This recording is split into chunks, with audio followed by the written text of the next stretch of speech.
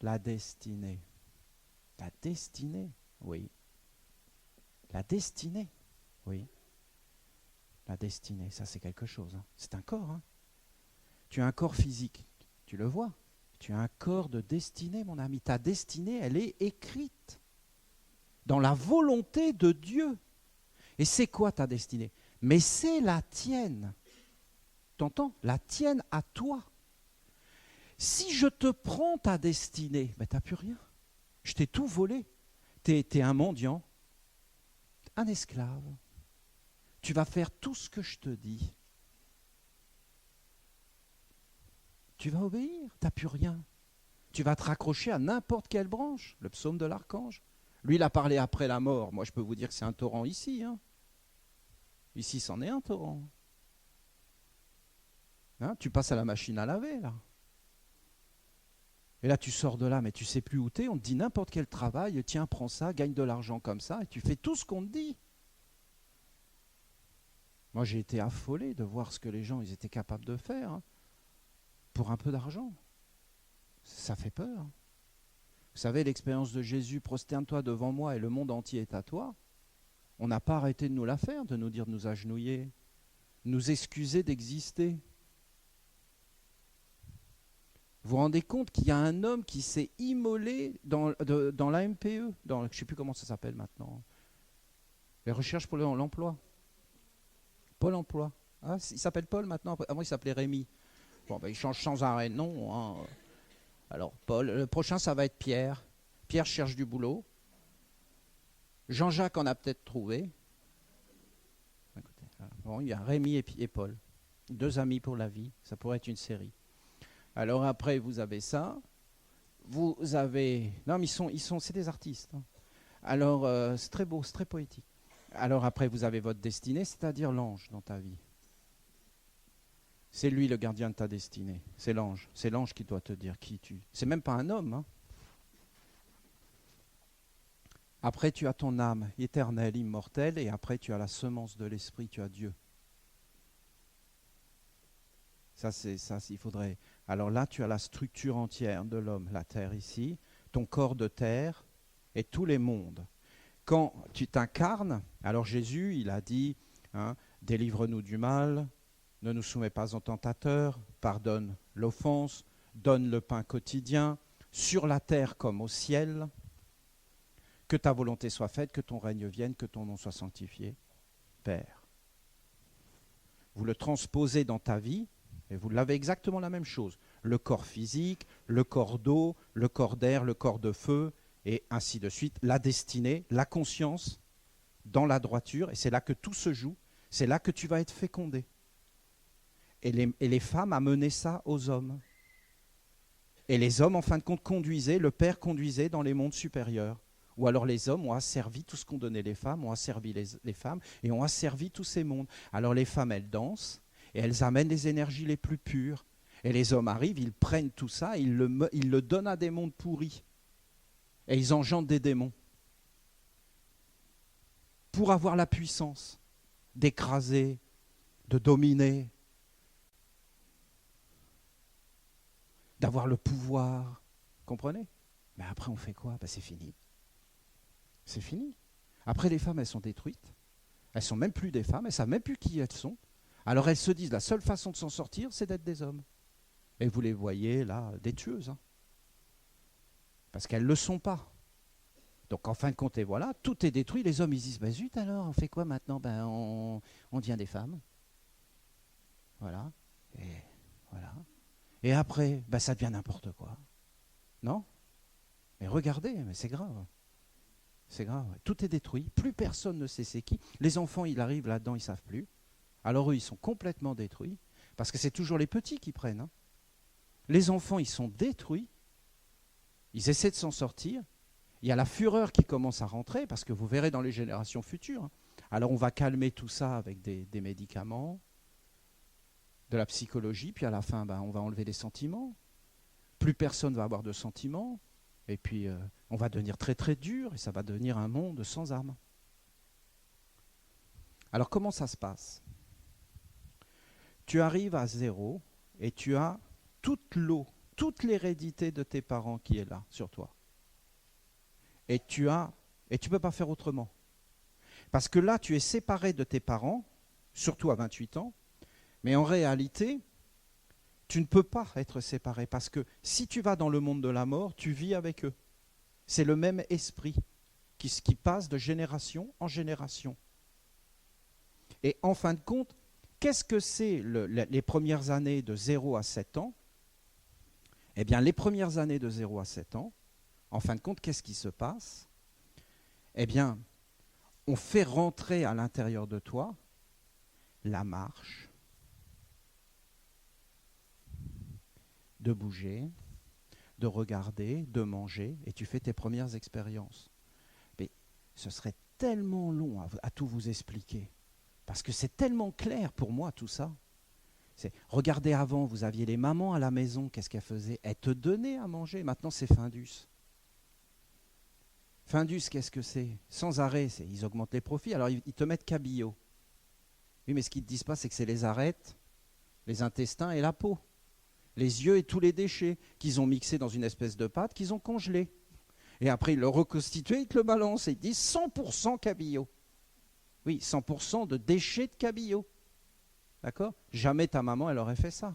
Ta maman, elle te nourrissait avec son cœur, elle te nourrissait, elle mettait de l'âme, elle était là, elle s'occupait, et les mamans éduquaient, et les grands-mères éduquaient. Et en fin de compte, c'était les mamans qui éduquaient.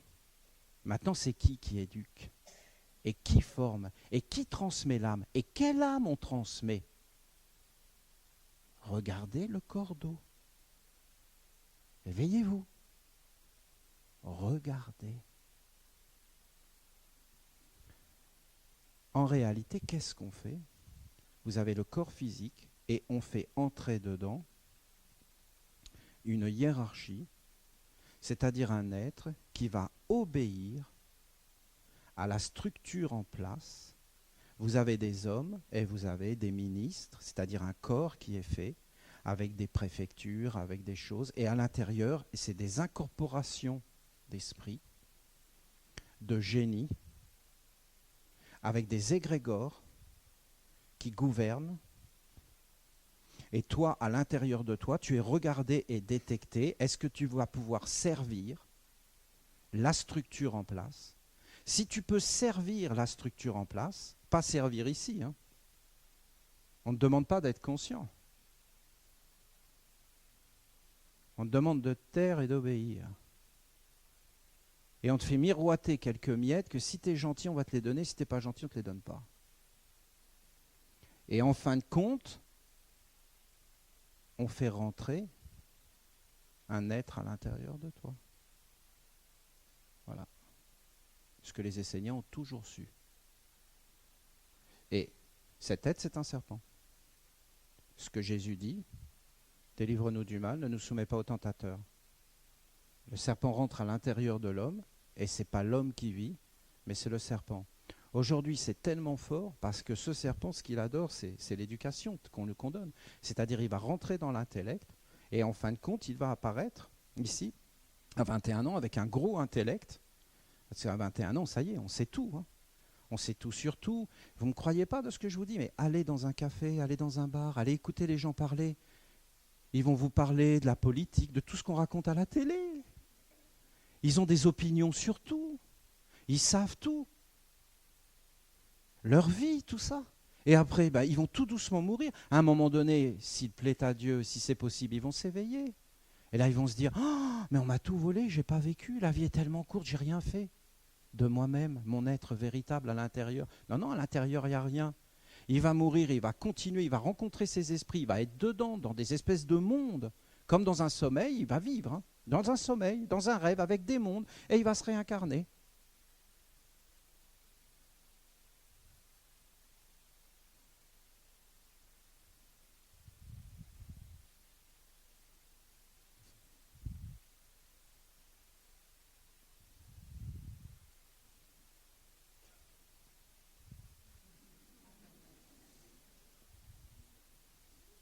Et va finir en Dark Vador.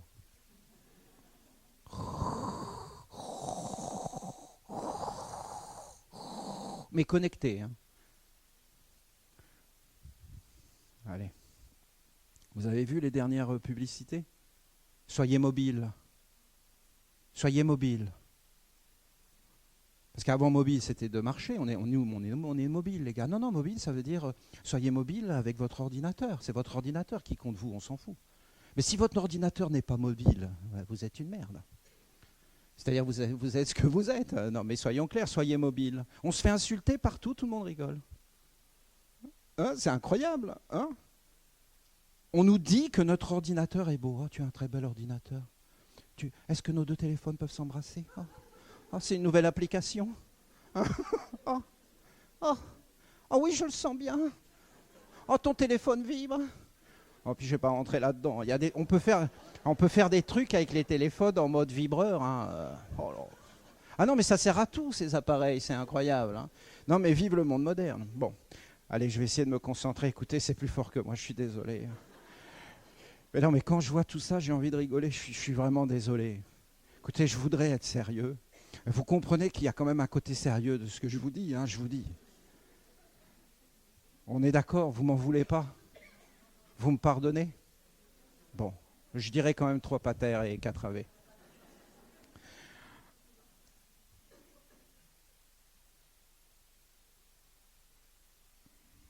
Bon, écoutez, je ne vais pas insister. C'est un peu lourd, franchement. Voilà, il rentre des esprits et vous êtes envoûtés. C'est tellement facile à faire quand tu sais le faire. Vous pensez bien que tout le savoir que je vous donne là, il y en a d'autres qui le connaissent. Mais ils le cachent. Parce qu'ils l'utilisent dans l'autre sens. Vous pensez bien que les hommes qui nous gouvernent ne connaissent pas ce savoir, ils sont asservis. Quand tu arrives vraiment dans des hautes sphères, tu le sais. Mais voilà, c'est trop tard. Il faut être un initié pour affronter des mondes comme ça. Moi, je ne vais pas fanfaronner, je ne suis même pas sûr que j'y arriverai. Vous comprenez? Pourtant, j'en ai un savoir. Si ça se trouve, on me mettrait dans une fonction comme ça, je serais détruit. Je n'aurais pas la force de lutter contre ces mondes-là, qui ne le voudraient pas. C'est pas facile. Alors maintenant, d'accord? Voilà. C'est un peu clair comment ça se passe l'envoûtement? Vous voyez l'idée derrière, le concept? Après l'éducation, l'école. Hein? L'école, c'est un envoûtement. C'est une programmation. C'est une détermination. On ne vient pas là pour t'accomplir ta destinée, on te formate. La façon dont ils apprennent à lire et à écrire, ce n'est pas des gens mauvais. Moi, j'ai vécu toute ma vie avec des instituteurs et des institutrices. Je les connais. Ils sont persuadés. Il y a des endroits, il ne faut pas toucher. Et tu as l'esprit qui apparaît. Ils sont persuadés de faire le bien. Ils en sont sûrs. Ils ne sont pas éveillés. Père, pardonne-leur. Ils ne savent pas ce qu'ils font. Ils sont persuadés, je vous dis. Alors quand tu entres, alors voilà, la nation essénienne possède la même structure. C'est une nation, c'est un peuple. La nation essénienne a été créée par les archanges et les anges.